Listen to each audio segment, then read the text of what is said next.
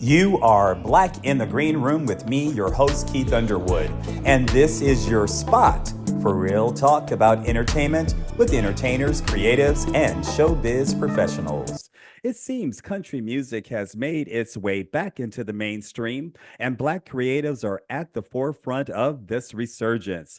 Pharrell Williams' collaboration with Louis Vuitton and their Cowboy inspired collection, Tracy Chapman's duet with Luke Combs at the 66th Annual Grammy Awards, and of course, Beyonce's Country Carter are all recent examples of the rising phenomenon. This is all to the dismay to some country music purists, primarily of European descent, who want to ignore that the art form stems from African and Black American influences. Forbes, in a March 29th article by Marcus Collins, even calls it cultural appropriation. Recently, the Country Music Hall of Fame and Museum, in collaboration with Warner Music Nashville, released an expanded version of the box set From Where I Stand, The Black Experience in Country Music. From Where I Stand spans a century of music and traces the many ways Black Americans have created, contributed to, and then influenced country music. Helping me to unpack this charged topic are country music artists who are also performers on Where I Stand, Rissi Palmer, Miko Marks, and Cleve Francis, along with Michael Gray, the VP and historian with the Country Music Hall of Fame. Thank you all so much for Thank joining you me, Black in the Green Room. Glad to be here. thank you Thank for you. having us. All right. Why don't we start with you guys telling me a little bit about yourselves and your roots in country music? Let Cleve go first. Yeah, I'm Cleve Francis. I'm by profession both a country music artist and a cardiologist, which is kind of a weird thing.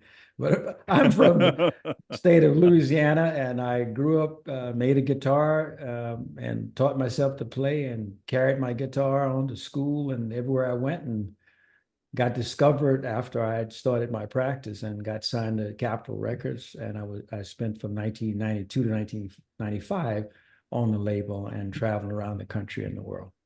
All right. Um, I'm Miko Marks, and my story goes back to my early days in Flint, Michigan, growing up with my grandma, who recognized that I had some kind of voice, and she fed me country music because she knew that I enjoyed storytelling. And so, amidst gospel, amidst blues, country was what I kind of gravitated towards because as a kid, it was a story, it was an ending. There Mm, was real piece that I could hold on to.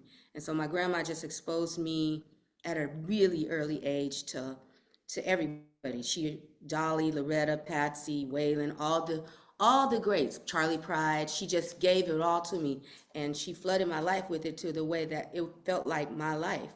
And so it was only natural for me to, get into country music as I did. yes. Well, I'm Rissi Palmer, and Hey, Reese. ah, and I'm extremely excited to be here to be in conversation with y'all. I was born in Swickley, Pennsylvania. I grew up in Eureka, Missouri, but both my parents are from Georgia, and so I used to listen to country music at my great grandma's house. That's how I got started listening to it in Somerville, Georgia, and I just I gravitated to the stories a lot like Miko. I loved the stories. And I don't know, something about just the way the music sounded and everything, it just felt very kin to me and Mhm. right with my soul. And so when I got started, I wasn't sure that a black woman could do country because I'd never seen it. Mm, hmm. And so, with the encouragement of my very first managers, I started to pursue a career. Came to Nashville at 19, got my first publishing deal, started writing songs, did not get signed until I was 26, put out Country Girl, and the rest is history. And now in addition to be a country artist, I'm a special correspondent for CMT Hot 20, and I have my own radio show on Apple Music. I don't know if I can say that, but on Apple Music Country You absolutely can. called Color Me Country Radio, where we basically highlight the past, present, and future of artists of color in country music. I love that. And Michael, I have a very specific question for you. Why don't you talk to me a little bit about the origins of country music and the influence of African Americans on it? Yeah, well, it's absolutely more than just influence. I mean, Black Americans have been creating country music since the very beginning, day one. No question about it. There wouldn't be country music without the contributions of African Americans. And in our museum, I mean, we even try to illustrate that. You know, we have a section that deals with the roots of country music, like before it became a commercial genre in the 20s. And you know, one thing that gets covered pretty well is about the history of the banjo and how it has West Africa roots and then was adapted, in the new world here. And then we talk about how the music of all kinds was mingling, in the 18th and 19th, 20th, early 20th centuries and the beginnings of roots music. And then really we just go from there, we have a permanent exhibit called Sing Me Back Home that's just a timeline through country music. And right away you get to the 1920s with D. Ford Bailey, who was an African-American who was one of the first stars of the Grand Ole Opry, performed on the Opry all the time. And then as you just make your way through time, you're going to learn, about everyone from Charlie Pride and Ray Charles up to Darius Rucker and we have an exhibit called American Currents that looks at the past year in country music. And right now, Warren Treaty and Alison Russell and other African Americans are in that exhibit. Yes, thank you so Yeah. much for that. Why the focus on the contributions of African Americans right now with the museum? What was important to you guys? Want me to go? I can tell you from the museum's point of view that, I mean, we know that country music has a very complicated relationship with race, and the conversation is nothing new, but it gets amplified in cycles every so often. And of course, right now we're having that huge moment with Cowboy Carter and Beyonce's Right. album. But even, I mean, of course, going way back, when we released this box set From Where I Stand, thanks to inspiration from Cleve, that came out in 1998. And then of course, with Rissi and her radio show, Color Me Country, is just, man, done, and it's just invaluable how much it's added to the conversation and bringing attention to this topic. So, at the museum, fortunately, we're in a situation where we have different platforms to help tell the story. We can't tell it all in our exhibits, but we can also put out books and albums and do public programs and other things to flesh out those stories. All right. For you guys, when you're talking about the not having those examples, not having those those influences growing up, what gave you the strength to say, I'm going to pursue this? I mean, I don't see a lot of people that look like me in this genre, but I'm going to go ahead and move forward in it. And that's for anybody.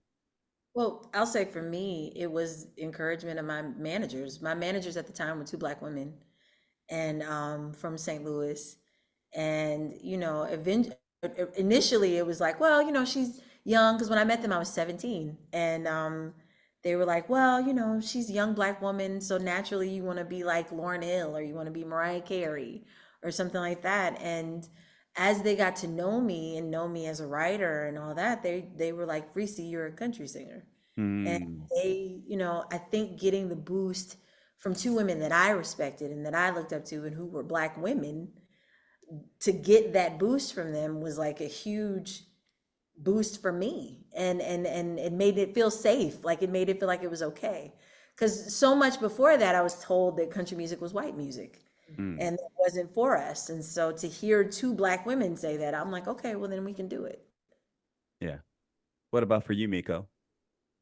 It was really like, for me, because I was so young when I got, introduced to the music, I think it was before I really got in tune with Black and white. Because where I'm from is Midwest, everybody was the same economic level, automotive industry. Bobby Countryman would come over to our house for eggs, and there was this intermingling that wasn't so like racialized, you know. It was just like we were all on the same little level. And so when I was listening to the music, I got into I got the opportunity. Somebody said, "Hey, you want to do an album in Nashville?" I was like, "Yeah, if it's good, it's gonna go. And if it's not, then that wasn't your." Little did I know, the industry is not like that. I had a rude awakening.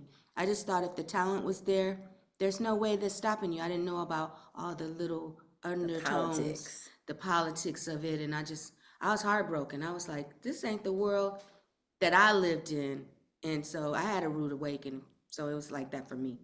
Yeah. What about you, Cleve? Well, I grew up around the music. I didn't really, I see it as a difference. You know, we'd sit on the porch and the family would come over and somebody had a banjo or a guitar and you just played the music. So I never, when I think back, I couldn't think of any star, because Charlie Pride was not a star when I got into country music. I mean, he came later, but I didn't think about it. Who was the star? We knew Hank Williams and Elvis Presley and Sam Cooke and all these people. And we love guitars, and some guys wanted to take the guitar and learn how to lead guitar with it. So one of my buddies who we learned together, he ended up playing with the Ike and Tina Turner Review. But I wanted to learn chords. I was writing telling these stories, and I sat under this big willow tree for hours, writing my own music. And so that's how it came up with me. Yeah. And briefly, how did each of you get involved with From Where I Stand? Well, I mean, the Country Music Hall of Fame saw, I guess, historical significance in Country Girl. My song Country Girl was released in 2007. It made me the first Black woman in 19 years at that point to be on the Billboard country charts. So hence why Country Girl was on. Well, I don't know why I'm in there. Wait a minute. You said after all of that, I don't know why. I don't know why I'm in there. But I know why you're on there. I do know why. I had the opportunity to do an in-depth long talk with Michael from Country Music Hall of Fame. And I told him my whole story. And then he must have saw something to where this needs to be recognized. And so he picked my 2007 song, It Feels Good. And I was really happy about that. But I'm still shocked that I'm here. I'm pinching. Okay.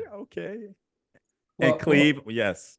Well, my involvement with the project was the beginning. I mean, I went to, as the president of the Black Country Music Association that I formed when I was in Nashville, I went over to the Country Music Hall of Fame and said, there's a part missing out of our history, because people kept asking me, like, how did you get into country music? And I was like, what an odd question. I mean, how did we get out of it? And when I went over, I Bill love Ivy, that. yeah, Yes. Bill Ivy was the head of the country music, and Kyle Young, who now leads it, was his assistant. And they said, well, there's not a lot of Black people come to visit this museum. I said, well, why would they? There's nothing here. I mean, there's Charlie Pride. That's it.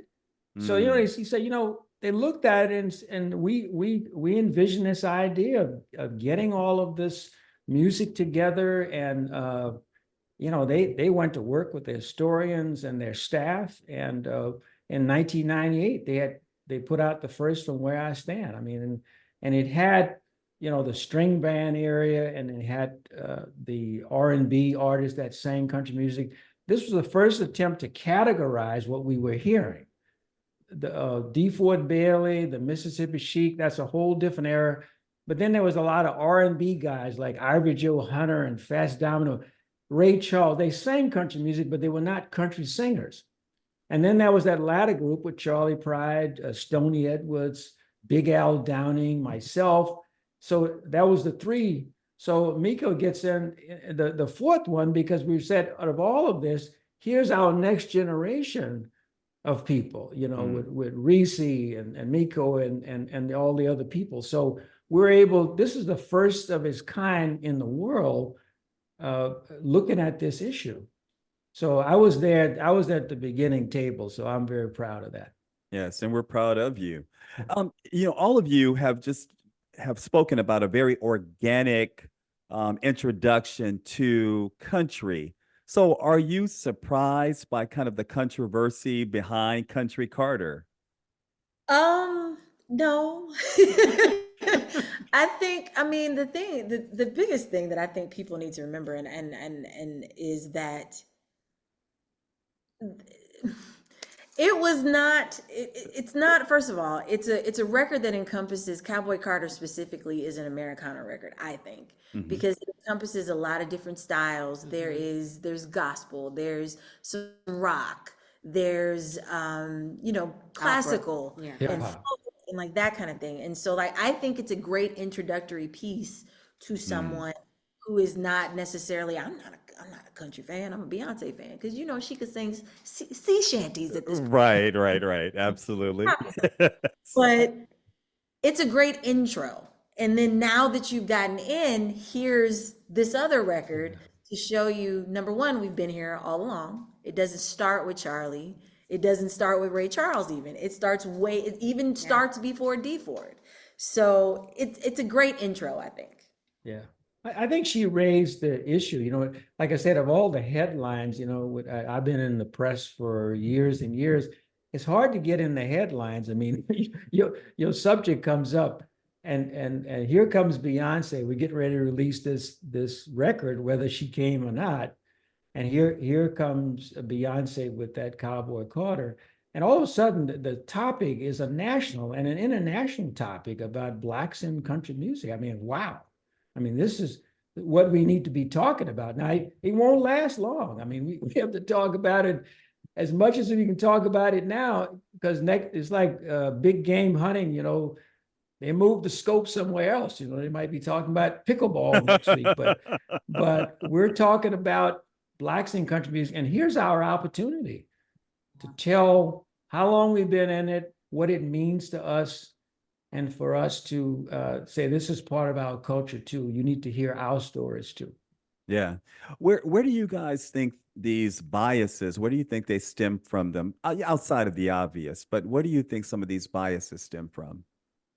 Well, I don't want to hog the conversation, but I think like country music, like maybe you said it rode along a racial line.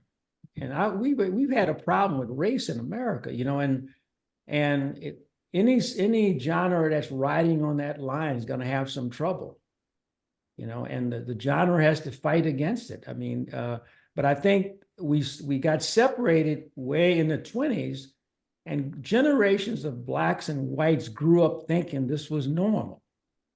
It was normal for not to have Black people singing country music, and they sang blues and hip hop and disco, but not country music. But that was a foundational lie. It wasn't true. So this is what this CD box set tells you. Like, no, we can go back. We belong. We're not interlopers. We belong here. Mm-hmm. Anybody else? Oh, just to echo what Cleve was saying, like historically, once country music became a commercial genre in the 20s, when radio, when people started having radio shows like the Grand Ole Opry and radios were entering people's homes, and then the first commercial country recordings were made in the mid 20s. It was the record companies and their marketing departments who started like dividing the music. They would call, Black music was known as race music, and country music was considered hillbilly music. And they would put out catalogs, race records, hillbilly records, basically dividing the music by the color of people's skin rather than the music they were making. Yeah. They would record a lot of the same sides and just Yes. release a Black version and a hillbilly version. It Right, was the right. best marketing job ever done. That's That's what I think that's a very poignant statement, and it makes you wonder why. Why did there have to be this divide in something that's so universal like music? Well, it's race. It's like I said, it's tied in with race. I mean, and a lot of stuff's divided. Education is divided, music is divided, economics is. All these things get divided along race. And that is an unfortunate thing for us because we've lost so many people who didn't rise to the level of Rissi or Miko or myself, and they're lost. I mean, they're songs we'll never hear, and that's what hurts me. Yes. That's what I echo what Dr. Francis just said. It's, I mean, that was kind of the impetus for me starting the show, is that there are so many women, especially so many women of color, so many Black women whose names don't ever get spoken. And, like, Mm. I'm really glad about the renaissance that Linda Martell is having in this moment. And that she was one of the reasons why I named the show. She is the reason I named the show Color Me Country. But before her, there's a woman by the name, for example, of Leona Douglas. She is the very first Black woman to ever be signed to a record label in Nashville. And we never talk about her. No. But she was one of our foremothers. She was signed to Decca Records, the same record company that signed Dolly Loretta Parton Lynn, to her yeah. first record deal. And so there's names like this all along the journey that won't get said. And so I think it's really important for us in this moment of reclamation to not only herald, the same 5 names that we say all the time, but to make sure that we're saying names that don't get said, because that's legacy. Yes. Yeah, and Keith, this division was artificial. It was strictly financial. Yes. It was racial, but it was financial. Once you start marketing and you're making money, and the industry was making millions of dollars, so there's no reason to switch back, just to straighten it out. I mean, Right. And that's why we're where we are now. Yes. That's exactly why we're here now, because there is no money in changing the way that it's done. It's easy to, we can do 15 white guys in baseball caps. So why are we going to take the time to figure out a new marketing scheme for somebody that we've never had any financial success with? Yes. But I believe, I'm a Martin Luther King guy.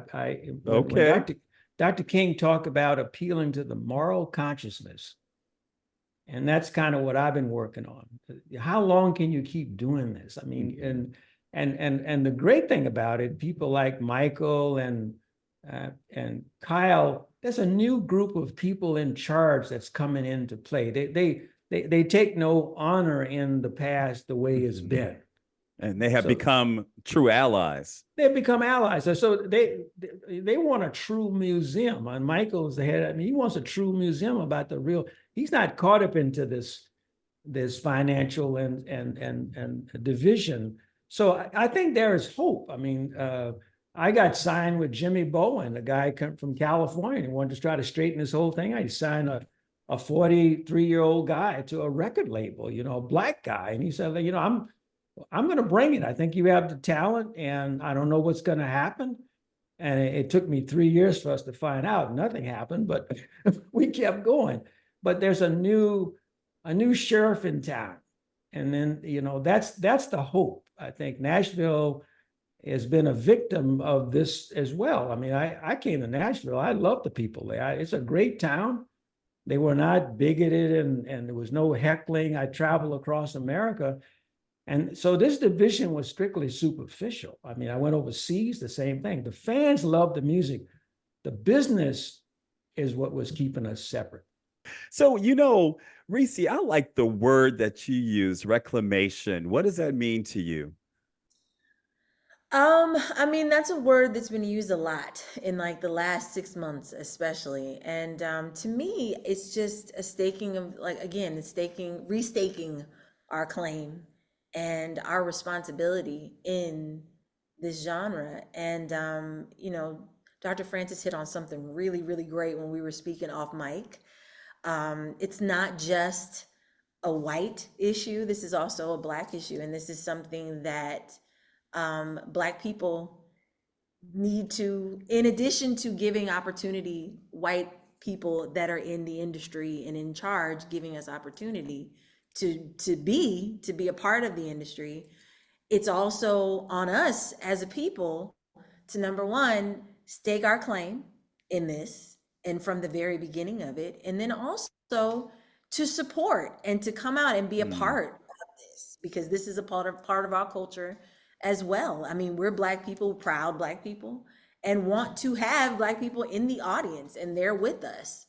And so, you know, we want to be in magazines. I interviewed Darius Rucker once, and we talked about how, you know, it would have been really nice at some point that there had been like a magazine cover with Charlie and Darius and, you know, and Jimmy Allen or whoever, you know, whoever the current person is, and how, you know, it would have been lovely to see that on Ebony magazine, Yes. like to see all of us in Essence or something like that. And so, you know, I think Black media, and thank you for doing this, because I think Black media also plays a role in the reclamation of, you know, Black involvement in country music.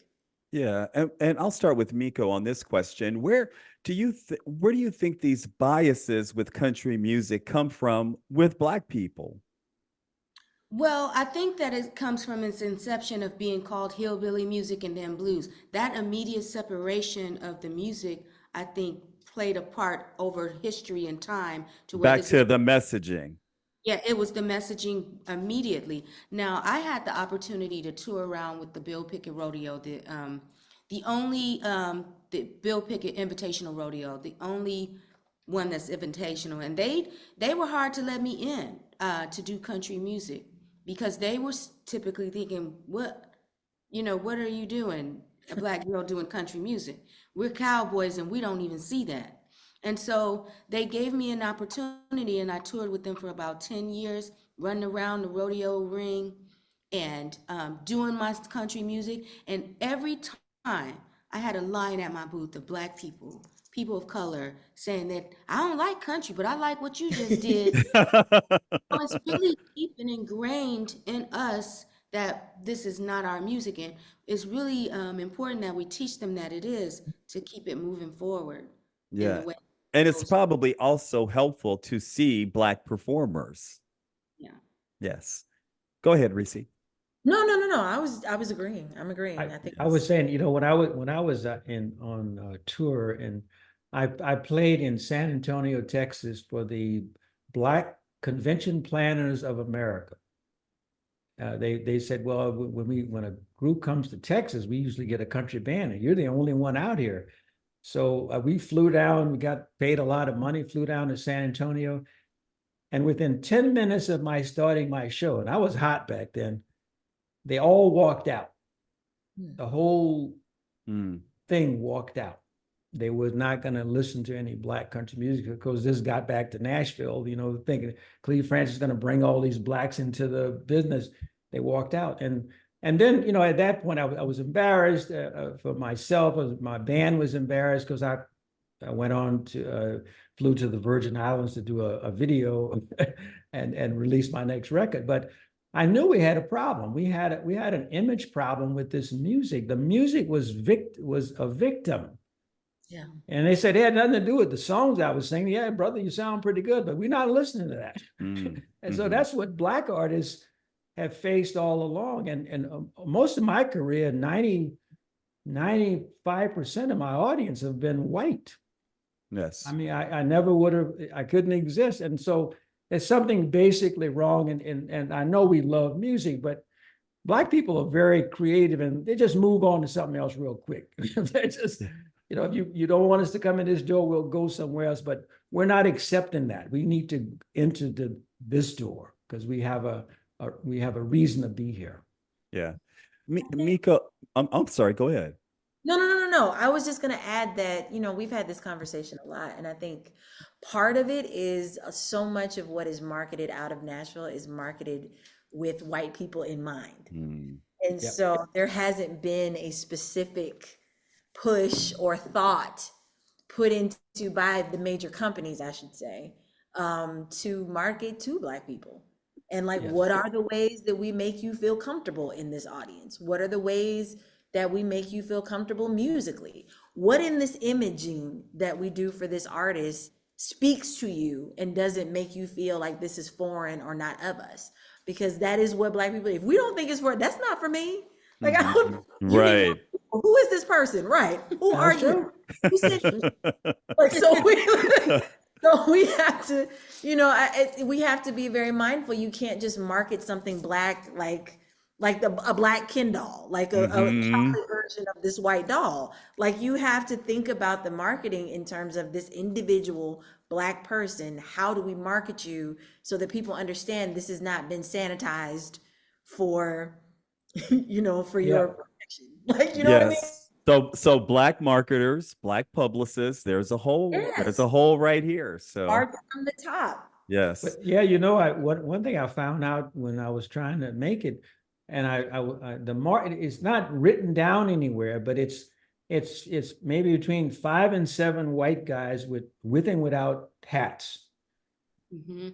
and 2 white women, Yes. and market to like 18 to 25-year-old white women. That's the market. So you come in this market. If you're not, you look at the skin color and stuff, like, you're not that. They're not marketing anybody else. The advertisers also, selling boots and hats and belt buckles. That's their marketing scheme too. So, but I think that's going to change. I mean, I think you look at the stuff that Shabuzi is doing now. I mean, that's incredible to see his success, and his name is not even a regular name. He just called himself Shabuzi. That's it. And he's playing the stadiums as well. So Yes. things are changing, I think. Yeah. Miko and Rissi, as black women in the industry, what today are you experiencing any biases? Um, of course, they're still here. They're still I there. I have to ask the question. Yeah, biases are still here. Uh, so part of me attributes to my age because I'm no longer a buckle bunny. What is the term again? Buckle bunny. Okay. Younger, one of the younger women who've come out, and she's great. Her name's Tanner Adele, and she has a song called Buckle Bunny. And Yes, we are not buckle bunnies anymore. so no longer one of those. But I do persevere because I want a legacy of music to be laid for the people that come after me. And so I just keep going. The music is my whole being and why I function and stay in this industry that clearly doesn't really want me here. But Mhm. I do it because the reasons are bigger than me. And I also don't give up my ownership of who I am as a soulful spirit who grew up off this music, whose forefathers helped create it, Yes. like foundational pieces. So I can't just turn away from that for bigger reasons than the white man. So Yes. when you talk about bias, though, Keith, nobody's screaming and yelling at people. People ask me, I went around the country, nobody's yelling the N-word or shouting at you racial things when you're on tour. It's a different kind of bias. It's just not the opportunities. We found out places where I tried to play this, so we're not having any black people in this club, So it's the club owners, it's the tour promoters. That's the way the bias works. It's not overt anymore, uh, but There, hopefully that's improving too. No, it's subtle, and it's in the way of, I don't think people even think of these in terms of being quote unquote racist.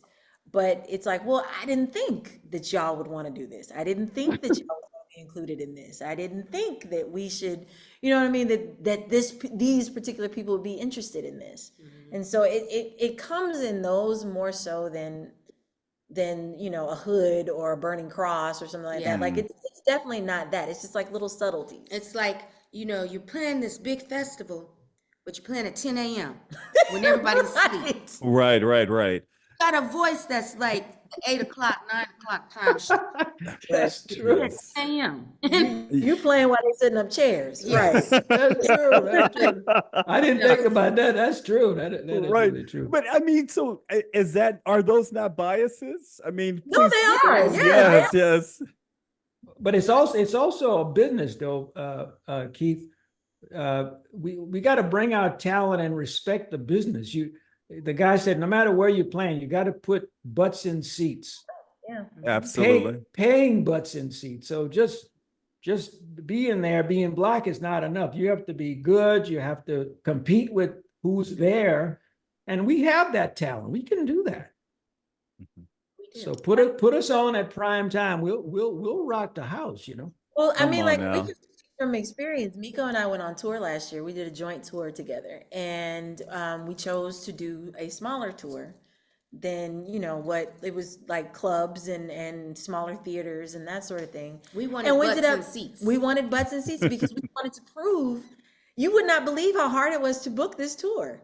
And like Miko and I collectively, we have about 40 years of experience in this business.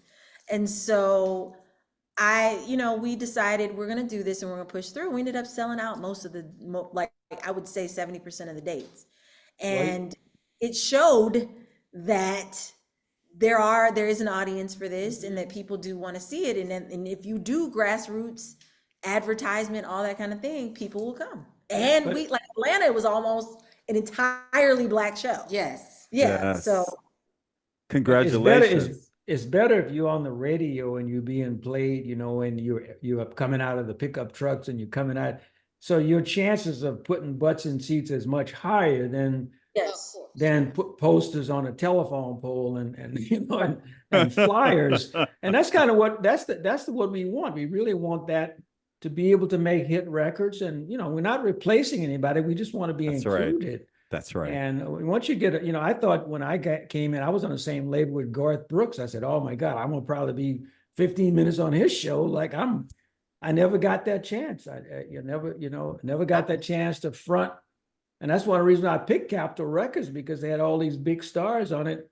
Never got a chance to open up for anybody.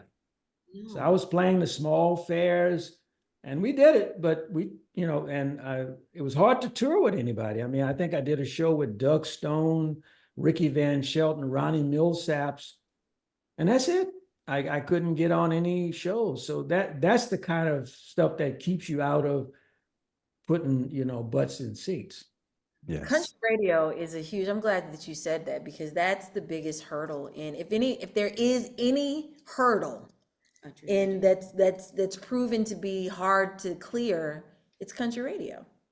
Yes. And the corporatization of country radio and consolidation of country radio has not helped, because now it's a playlist that everybody's playing across the board.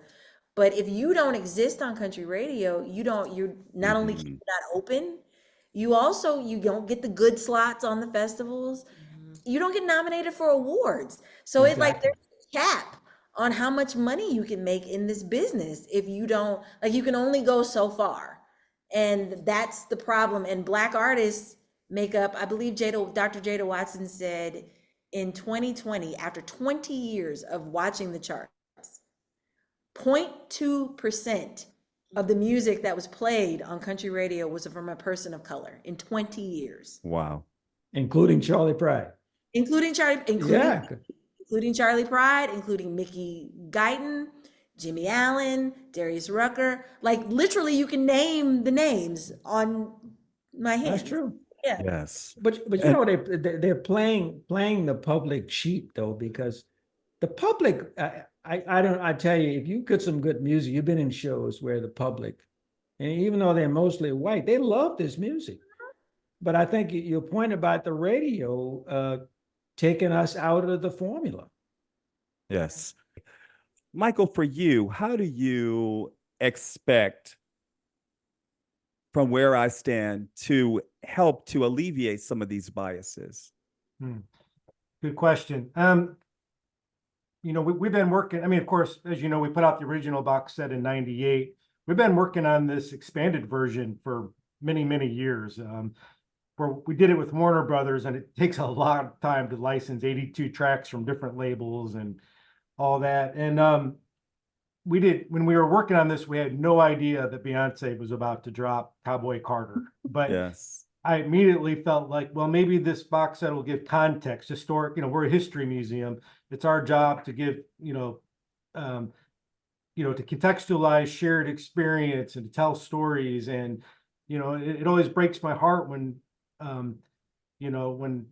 like one of the songs on the box set by Amethyst Kia, you know, she talks about, I pick up the banjo and people sneer at me, you know. And I've heard when I listen to Rissi's show, Color Me Country, story after story is about how Black artists feeling disenfranchised and that they have to justify their place in the genre that they co-created, you know. And You know, and Cleve back in '98 telling the Hall of Fame that part of our history has been hidden from us. So, I mean, I think it's just our job to try to, and you know, and it's our responsibility to like, so, you know, to serve the full community and educate people. And I'm hoping that's what the box set will do. We, you know, in addition to the actual hard copy of the 4 CDs, we do have a, everything is available on our website for free. All the music, all the essay, you know, Rissi contributed one of the essays, along with Rhiannon Giddens and others.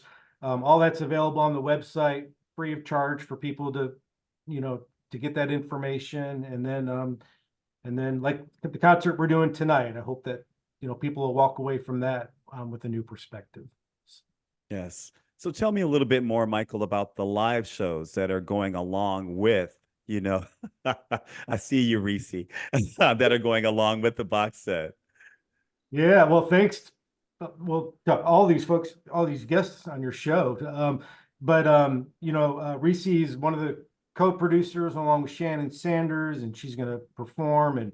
And Miko's going to perform a couple songs. Basically, we've asked each artist to perform their own song and then to pay tribute to one of the older artists who are no longer with us or no longer performing. So, like Rissi is going to perform Country Girl, and then she's going to pay tribute to Linda Martell, and Miko is going to perform one of her songs, and they pay tribute to Dorothy Moore. So that it'll be, we have 10 artists lined up, including Darius Rucker and Warren Treaty and others. And so yeah, it should be like a historic, important, beautiful night of music.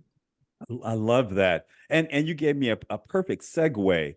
Why is it important, of course, to preserve the legacies of the people, of the Black country performers behind us, but then also moving into the country music artists of the future and the legacy that we're leaving for them? Yeah, I mean, that again, that is our responsibility as a music museum, you know, I mean, we do, you know, we go way in our museum, we, you know, we, like I said at the beginning of the program, we do go all the way back to the previous centuries before country music was even a commercial genre, but we take the music, we take the story up to date as much as possible. You know, when we're talking about today's artists, of course, we don't have a lot of historical perspective. We're more reporting than doing historical analysis. But you know, we have about 1.6 million visitors who come through our museum a year, and different people have different interests in like different you know, periods of country music. So you know, we have something for people who like the older styles, and for people who like the very new, you know, contemporary. You know, I assume, you know, I mentioned we have this exhibit called American Currents, where we look at what's happening right now, and we'll start planning to refresh that gallery soon. And trust me, we'll be reaching out to Beyonce and Shabuzi and other artists. Apologies to Miss Beyonce. I said Country Carter in the beginning. I meant to say Cowboy Carter. Go ahead, Rissi. No, I was just going to say, I think the biggest thing for me as an artist in terms of why are we preserving this history and talking about it, there's always these authenticity tests, right? Whenever you're here in town, when you're going on a radio tour, when you're going to meet with record labels and that kind of thing, who did you listen to? What did you grow up listening to? What is your entryway into country? And so many of us have to, for some of us, we grew up with it and that's just what it is. But you find yourself a lot of times having to prove how authentic you are by like how far back you can name country artists, and like, you know, I like Fair and Young and I like this and I like that. And so you end up inventing these heroes or trying to grasping for heroes. And I posit that the heroes are here. Cleve Francis is a hero. Yes. Frankie Staten is a hero. Obie McClinton, Stoney Edwards, Linda Martell, Lenora Ross, all these different people are heroes. And like, we don't, and like this future that's coming up, you don't have to grasp. You don't have to try to prove your authenticity. Like, you're here. There are people that have already laid down their lives and their talent and work for you. And so that's what I want to hear more of. of. Like, of course, if you grew up listening to Loretta Lynn, then talk about Loretta Lynn, absolutely. But also know that at the same time there's Loretta Lynn, there's also Ruby Falls and all these other artists. And so that's what it means to me, that it expands our history, it expands our heroes. Yes. And Cleve, Rissi just called you a hero. What do you want your legacy to be? Well, I'd like to be known as somebody who fought the battle for other people. You know, I was gifted with this talent from the good Lord, and I think there's a lot of other people who grew up with this talent of storytelling, and that we need this for generations to come. And I would like to be known as somebody who fought for that storytelling opportunity in our culture to better our whole country. I love that. I love that. Quickly, what's up next for all of you?